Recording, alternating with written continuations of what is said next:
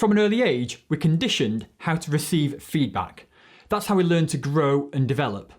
But as adults, no one really teaches us how to give, or indeed receive, feedback. That comes with experience.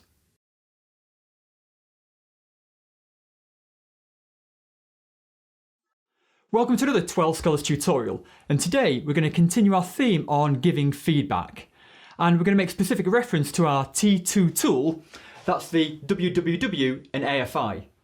And at the end of this tutorial, we're going to leave you with 3 simple steps that will help you deliver and receive better feedback.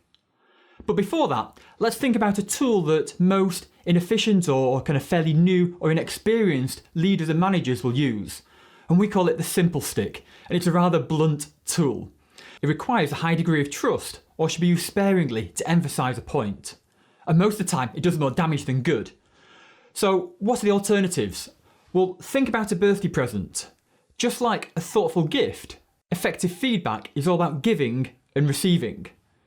Be consistent, be candid, be courteous, be courageous, but also be careful what you wish for.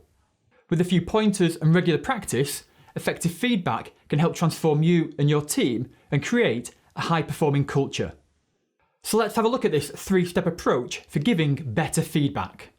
Number 1, switch on to sending but also receiving feedback. So both parties need to be in that send and receiving mode. If neither you nor them are in this frame of thinking, then any attempt to actually talk about feedback will fall flat. So switch on to giving but also receiving feedback. Number 2, be specific with your feedback. There's no point, sitting on the fence. Let's go for the 2 extremes. So if we're thinking about the what went well and areas for improvement with the other individual, think about the 2 extremes. And if you were to kind of map out the graph of this, it'd look like a normal distribution in terms of feedback.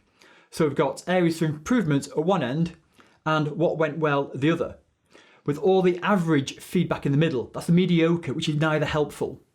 So think about these 2 extremes and be specific with what specifically should they need to improve and what specifically did they do well. And that will really help the other person. But it will also kind of challenge your thinking and not just deliver mediocre feedback, but actually deliver precise feedback that will help the other party. So number 2, be specific. And then finally, follow up. Once you've delivered your feedback, follow up, within 24 hours preferably, then follow up within 7 days, and then if they've done it, you can forget about it. If not, then perhaps a few weeks later, just chase that other person. Even if they don't do it, just the process that you've been engaged with them and actually remembered that you talked about this feedback, the specific, what went well and areas of improvement, that will help them tremendously in their roles and put you in a place of high-performing leadership. So there are 3 simple steps really. It's switch on to giving and receiving feedback, be specific with the 2 ends, but then also follow up with your feedback. So that's it in terms of the art of giving and receiving feedback.